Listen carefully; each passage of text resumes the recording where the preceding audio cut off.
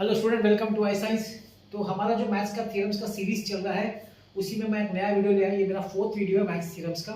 पहला वीडियो जो था मेरा ट्रिग्नोमेट्री फंक्शंस का प्रूफ्स था। Second video pair of straight lines पे था और फिर तीसरा वीडियो मेरा वेक्टर्स पे था। वेक्टर्स हम लोग अभी तक तीसरा और चौथा भी सॉरी 4 वीडियो हो चुका है। चौथा वीडियो वेक्टर पे था क्योंकि वेक्टर में बहुत ज़्यादा प्रूफ्स है। आज ये वेक्टर का तीसरा वीडियो है, वेक्टर का तीसरा वीडियो है। टोटल 5वां वीडियो हो जाएगा ये, जहाँ पे आज मैं वेक्टर्स खत्म करूँगा। अब स्टार्ट करने से पहले मैं 2-3 इंपॉर्टेंट बता देता हूँ। जैसे बताया था लास्ट टाइम, थ्योरम बहुत इंपॉर्टेंट है। जिनका कुछ भी पढ़ाई नहीं हुआ वो सिर्फ थ्योरम्स करके भी पास हो सकते हैं। कैसे? 20 मार्क्स प्रैक्टिकल्स और थ्योरम्स आता है 15 मार्क का, हो गया 35। बड़ा इजी है, लेकिन थोड़ा आपको लिखना पड़ेगा इसमें। तो इसको अच्छी तरह समझ लीजिए, अच्छी तरह लिखिए और बुक अच्छी तरह मेंटेन करिए। एग्जाम के दिन पढ़ के जाइए और जो थोड़ा बहुत आपने किया हुआ है वो तो ठीक ही है। प्लस जिनको फुल मार्क्स चाहिए और एक आध चैप्टर डिफिकल्ट लग रहा है तो उनको क्या करने का है, थ्योरम्स ही करके जाने का। वो जो डिफिकल्ट चैप्टर लगता है उसका ऑप्शन में थ्योरम्स कर देने का, फुल मार्क्स आ जाएगा। इसका बड़ा इंपॉर्टेंस है। तो मैं चाहूंगा कि आप इसको सीरियसली लीजिए, अपने जितने फ्रेंड्स हैं उनमें शेयर करिए, है ना, सबको फायदा हो जाएगा। चलिए देखते हैं। 8वां वाला 7 हो चुका है 2 वीडियोस में। वेक्टर्स का तीसरा वीडियो है 8वां। क्या बोलता है? Let A bar and B bar, इस अंदर ब्रैकेट में जो लिखते हैं ना उसको हम लोग बोलते हैं पोजीशन वेक्टर, ठीक है। Be 2 points in space and R bar be a point on the line segment AB dividing internally in the ratio m:2। Internal division वाला समय, इंटरनल डिवीजन हम लोग कब से सेक्शन फॉर्मूला स्कूल में हमने पढ़ा था, वहां से पढ़ते हुए आ रहे, लेकिन ये वेक्टर में इसको सॉल्व करना है। तो सबसे पहले मैं इसका डायग्राम बना देता हूं। देखिए टेक्स्ट बुक है, आप पेज नंबर टेक्स्ट बुक पे चेक कर सकते हो, ठीक है, प्रूफ को। तो देखिए मैं आपके लिए डायग्राम बना देता हूं। ये आपका हो जाएगा A, यहाँ पे मैं लिख देता हूं R और यहाँ पे लिखता हूं B, ठीक है ना। तो यहाँ से हम लोग एक पोजीशन वेक्टर दिखाने के लिए हमको एक रेफरेंस पॉइंट लेना पड़ेगा। तो रेफरेंस पॉइंट हम O ले लेते हैं। पॉइंट O को हम लोग अपना एक रेफरेंस पॉइंट ले लेते हैं। ये O है, ठीक है। तो इतना सा पार्ट आपका है M और इतना सा पार्ट आपका है N, जो कि दिया हुआ है M:N। हाँ, जैसे मैंने कहा ये आपका पोजीशन रेफरेंस पॉइंट है, तो इसको आप लिखेंगे A बार, इसको लिखेंगे R बार और इसको लिखेंगे B बार। ये पोजीशन वेक्टर्स है। पोजीशन वेक्टर किसके रेफरेंस है? पॉइंट O के रेफरेंस, ठीक है। इंटरनल डिवीजन आपने पढ़ा हुआ है, मगर अब ये वेक्टर फॉर्म में पढ़ेंगे तो चलिए देख लेते हैं कैसा होगा।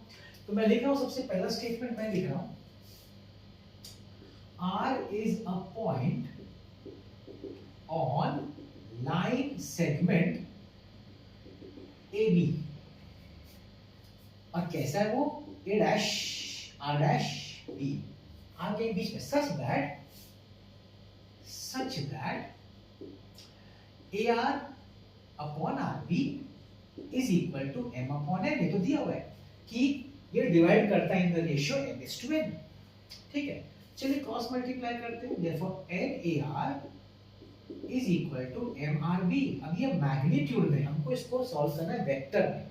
तो हम क्या बोलेंगे, अभी देखिए AR का डायरेक्शन लेफ्ट टू राइट है, RB का डायरेक्शन भी लेफ्ट टू राइट है, मतलब they have the same direction.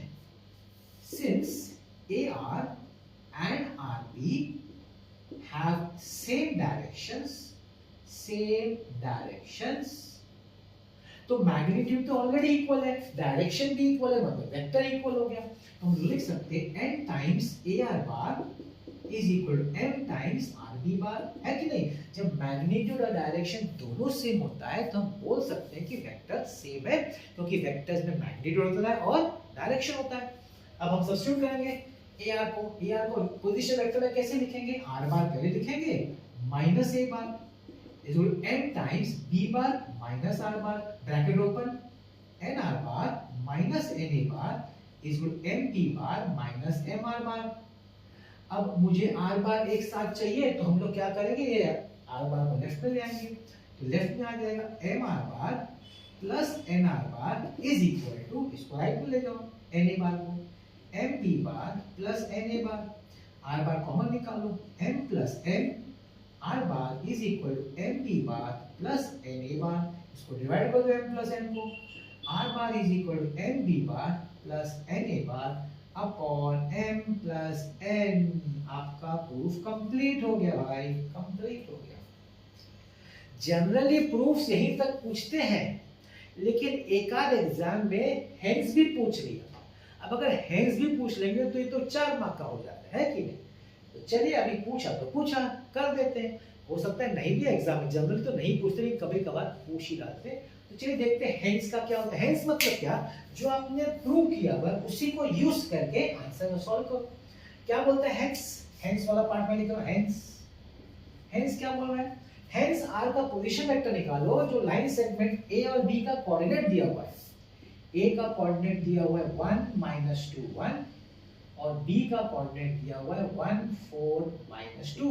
हमको तो वेक्टर फॉर्म में सॉल्व करना है ना, तो इसको वेक्टर फॉर्म में लिखना पड़ेगा। कैसे लिखेंगे, A R bar is equal to I cap -2 J cap plus K cap and B bar is equal to I cap plus 4 J cap -2 K cap.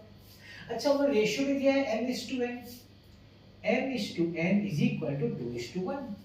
अब चलो, अब हमारे पास वैल्यूज है, हम इसको स्टार्ट करते हैं। Therefore r bar is equal to, बोले n क्या है 2 into b bar किधर है, ये है i cap plus 4j cap minus 2k cap plus n times n मेरा 1 है, a bar i cap minus 2j cap plus k cap upon 2 plus 1, 2i cap plus 8j cap minus 4k cap plus i cap minus 2j cap plus k cap upon 3, 2i plus i 3i, 8j minus 2j 6j minus 4k plus k minus 3k upon 3 common, i plus 2j minus k upon 3 cancel हो गया and the answer is i cap plus 2j cap minus k cap. This is the answer, you get 4 marks. यहाँ पे मैंने देखो position vector पूछा तो right है, bye chance अगर पूछते find the coordinate of R, ऐसा पूछते find the coordinate of R, अगर कोऑर्डिनेट ऑफ आर पूछते ना तो फिर आप यहाँ से क्या लेते, आई के आगे क्या 1, जे के आगे 2 और के का कोएफिशिएंट -1, तो आप ऐसे लिखते अगर कोऑर्डिनेट पूछते तो। लेकिन पोजीशन वेक्टर पूछा तो ठीक है, यहाँ तक ठीक है ना। इजी था, ये इंटरनल डिवीजन था। अभी हम नेक्स्ट देखते हैं एक्सटर्नल डिवीजन। ओके, तो आपके सामने नंबर 9 है जहां पे एक्सटर्नली बात हो रहा है। एक्सटर्नली में तो साइन माइनस हो जाएगा, ये हमने कोऑर्डिनेट में पढ़ा हुआ है। इसका डायग्राम देखिए क्या चेंजेस आ जाएगा,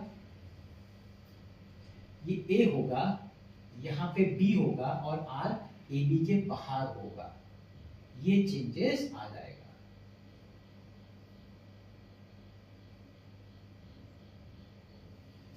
तो ये आपका हो गया point O, this is point O। ये आपका A से R तक M है, A से R तक M है और B से R तक N है, दिस इज N। और ये सब पोजीशन वेक्टर हो जाएंगे, ये आपका होगा A bar, B bar, R bar. External में क्या होता है ना, R जो होता है ना ए बी के अंदर नहीं होता है, बाहर होता है। अब एक क्वेश्चन हो सकता है कि सर R राइट में हो सकता है कि लेफ्ट में भी हो सकता है, लेफ्ट में भी हो सकता है। अभी टेक्स्ट बुक में बोले हम लोग राइट वाला लेते हैं, आप लेफ्ट वाला लेंगे तो भी आंसर सेम ही आएगा, कोई प्रॉब्लम नहीं है। लेकिन सिंस टेक्स्ट बुक में राइट में लिया, हम भी राइट में लेते हैं, नहीं तो कोई लेफ्ट में लेगा तो रॉन्ग नहीं है। ठीक है, चलिए अभी हम लोग सॉल्व करके देखते हैं कैसे होगा ये solve. R is a point on line segment, पहले जैसे सब लिखने का लाइन सेगमेंट ए बी। अब यहाँ पे क्या होगा, यहाँ पे आपके पास दो केस है, such that a dash b dash r और r dash a dash b। क्या बता रहा है, r b के राइट में भी हो सकता है, r b के लेफ्ट में भी हो सकता है। हम एक ही लेंगे, हम पहला वाला लेते हैं। Consider a dash b dash r, ठीक है, हमने ये वाला लिया। ना अभी उन्होंने रेशियो दिया हुआ है A B upon sorry A R upon B R. A से लेके आर तक और बी से लेके आर तक रेशियो है m upon n, it is m upon n। Let's cross multiply, हम लोग मल्टीप्लाई कर देते हैं तो ये जाएगा m times B R is equal to n times AR। अब क्या बोलेंगे, देखो BR भी राइट में है और AR भी राइट में है, दोनों का डायरेक्शन सेम है, पहले जैसा ही है। Since BR and AR have same directions, तो हम लोग उसका वेक्टर भी इक्वल लिख सकते हैं। therefore m times BR bar is equal to n times AR bar। अब इसको पोजीशन वेक्टर में लिख दो, R bar minus B bar is equal to n times R bar minus A bar। let's open MR bar minus MB bar is equal to NR bar minus NA bar। NR bar को left में ले आओ, MR bar minus NR bar, MB bar को right में लेके जाओ, MB bar minus NA bar, R bar common निकाल लो, M minus N R bar is equal to MB bar minus NA bar, divide कर दो, R bar is equal to MB bar minus NA bar upon M minus N। हो गया भाई, proof हो गया, 3 mark हो गया। बड़ा सिंपल, इसमें हैंड्स वाला पार्ट नहीं था, एग्जाम में कहीं पूछा है तो मैंने भी नहीं दिया, पूछेंगे तो वही फॉर्मूला यूज करने का जैसे फर्स्ट में, लेकिन पूछा नहीं तो मैंने भी नहीं किया। तो ये आपका सिंपल सा प्रूफ है external division, that is proof number 9। 2 बाकी और है कि, चलिए देखते 10th वाला। तो आपके सामने देखिए मैं 10th वाला लाया हूं प्रूफ। अब ये प्रूफ जो पैरेललोपिपेड का है, ये आपका पैरेललोपिपेड है। पैरेललोपिपेड मतलब क्यूबॉइड, ठीक है।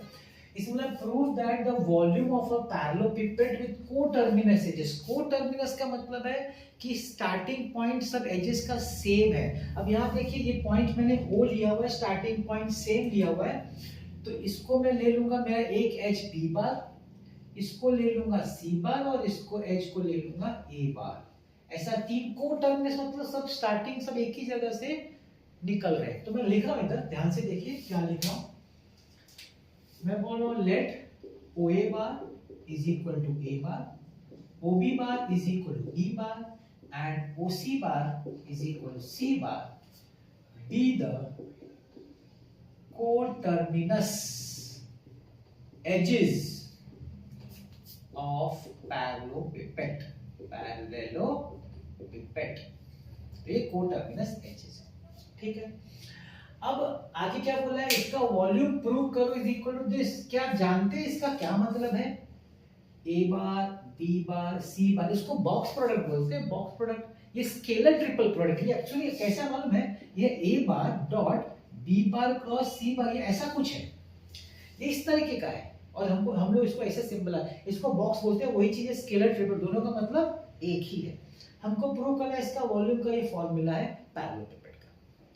अब देखिए मैं लिखा हूं फॉर्मूला, वॉल्यूम का फॉर्मूला क्या है, वॉल्यूम ऑफ पैरेललोपिपेड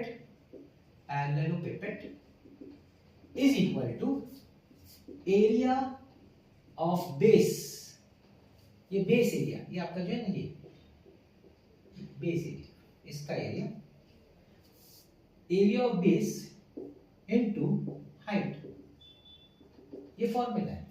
अब हाइट नहीं है तो हाइट हम कंस्ट्रक्ट करते हैं, तो मैं हाइट ड्रॉ करूंगा, ध्यान दीजिएगा। मैं यहां से एक हाइट ड्रॉ करता हूं,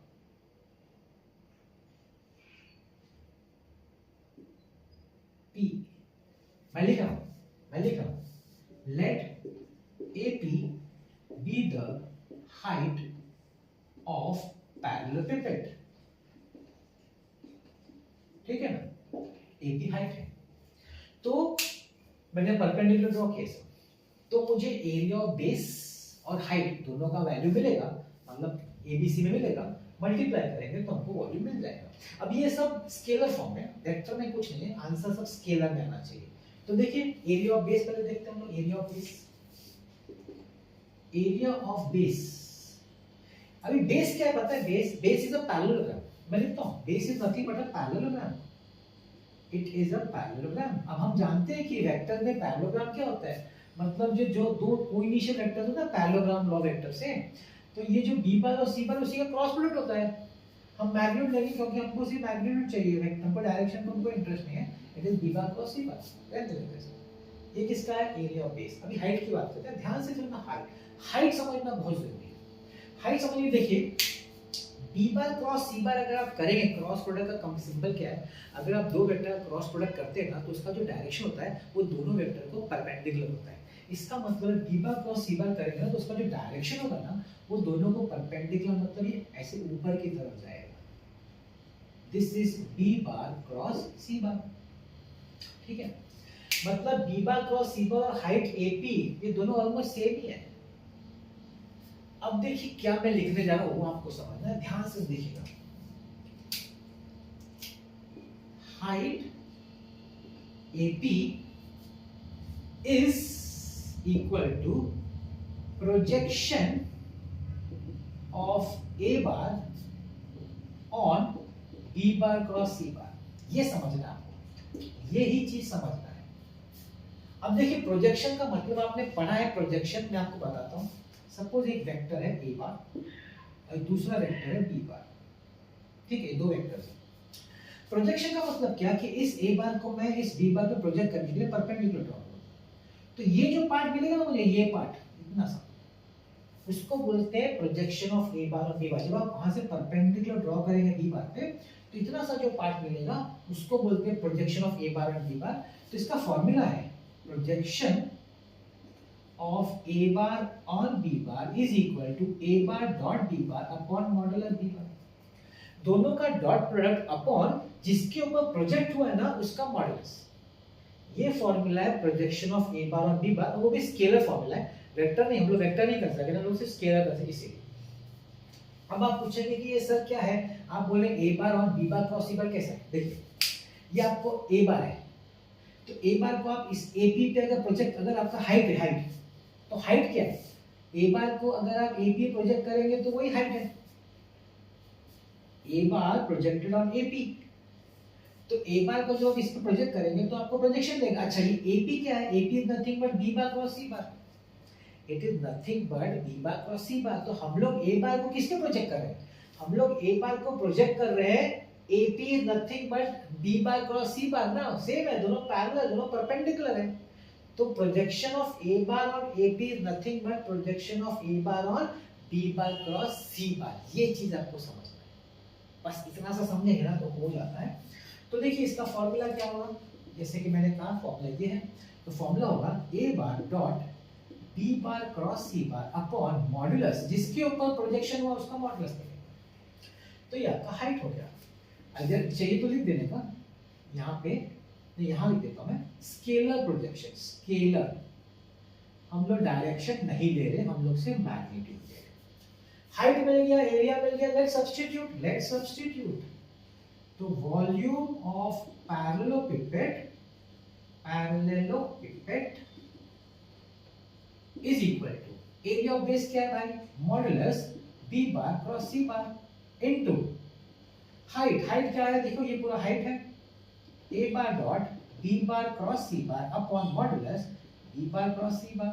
ये मॉडुलस कैंसिल हो गया, क्या बचा, A bar dot B bar cross C bar. अरे अभी मैंने बताया था ए bar dot B bar cross C bar is box product, this is nothing but box product, hence proved, hence proved.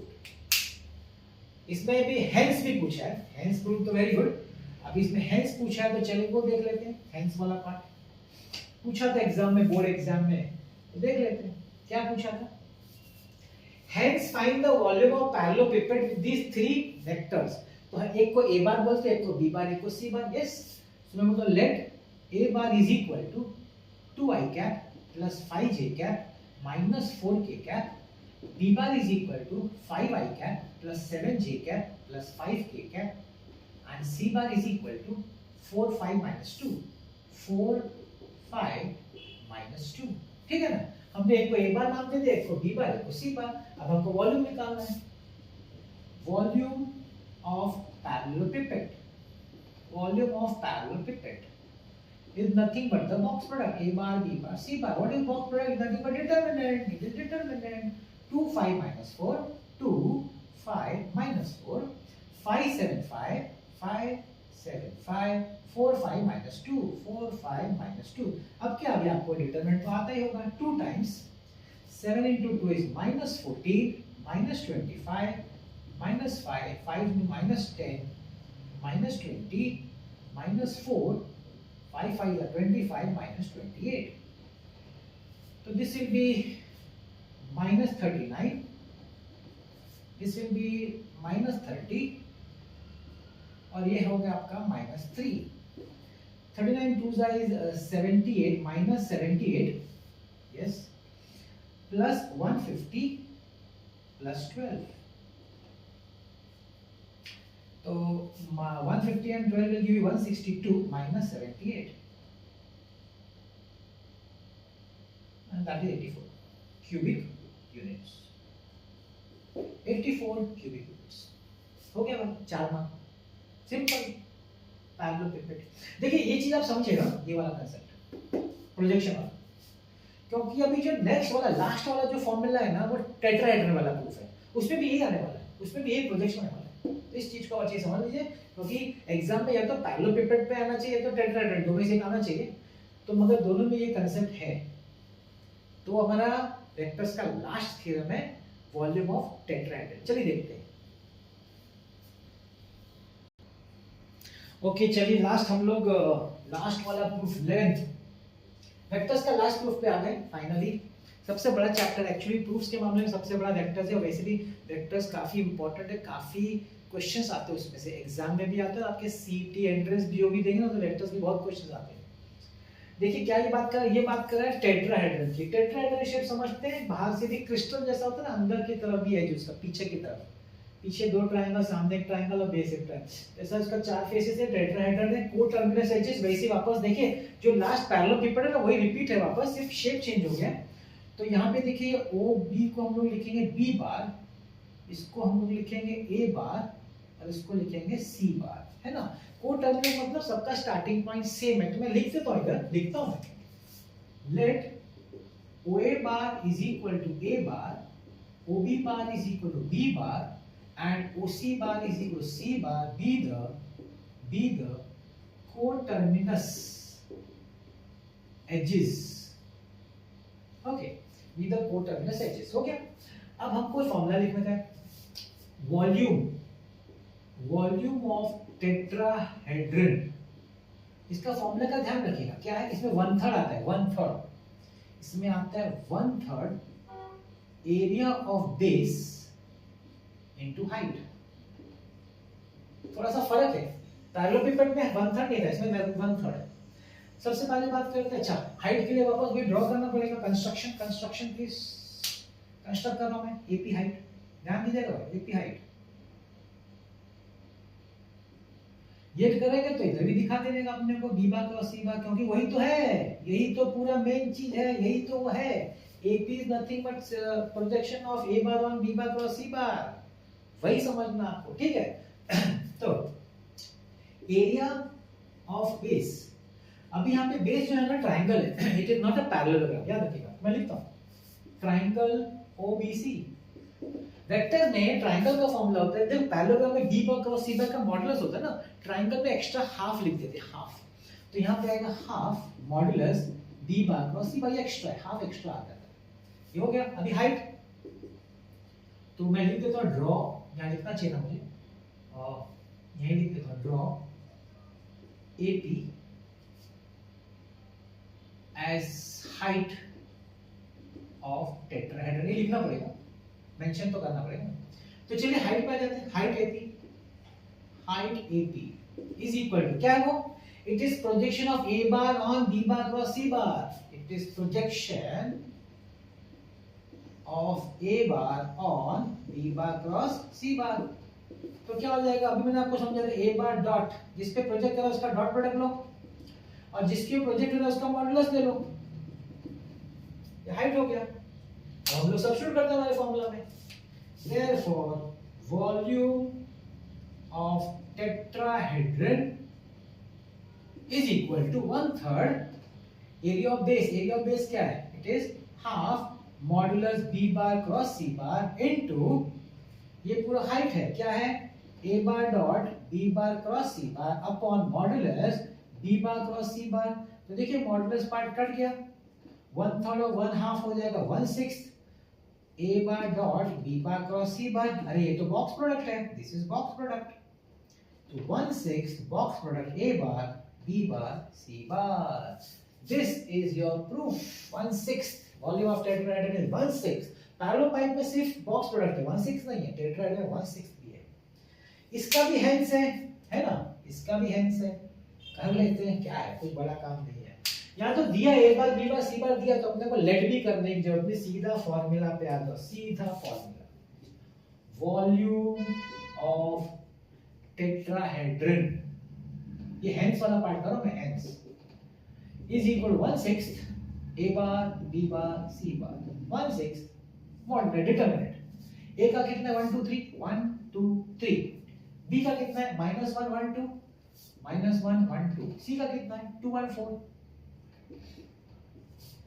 1/6. Let's do it.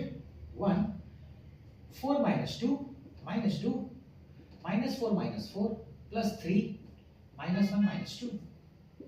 1/6 2 -8 plus 3 -3. 1/6 2 plus 16 -9. 1/6 16 plus 2 is 18. 18 minus 9 is 9. It is 3/2, which is 1.5 cubic units. 4 mark. यहाँ करने के बाद 4 mark सीधा. इस तरीके से हमारा vectors finally chapter खत्म हुआ थ्योरम्स का. पार्ट 1 मैथ्स का खत्म. 3 चैप्टर ये है, trigonometric functions, pair of straight lines and vectors. मेरा जो नेक्स्ट वीडियो आएगा पार्ट 2 से स्टार्ट करूंगा, उसमें भी 3 चैप्टर हैं. पहले डिफरेंशिएशन करेंगे, फिर इनडेफिनिट इंटीग्रेशन करेंगे और फिर डेफिनिट इंटीग्रेशन करेंगे. 3 चैप्टर है जिसमें पार्ट 2 में भी थ्योरम्स या प्रूफ्स है. ठीक है, तो आज का मैं अपना वीडियो यहाँ पे समाप्त करता हूँ. मैं चाहूँगा कि आप इस वीडियो को शेयर करें, लाइक करें, सब्सक्राइब करें मेरे चैनल को. और जो भी आपको इसमें कोई भी चेंजेस, अगर आपको कोई भी कमेंट देना तो डेफिनेटली कमेंट करें. आज का मेरा वीडियो देखने बहुत बहुत धन्यवाद. Thank you very much.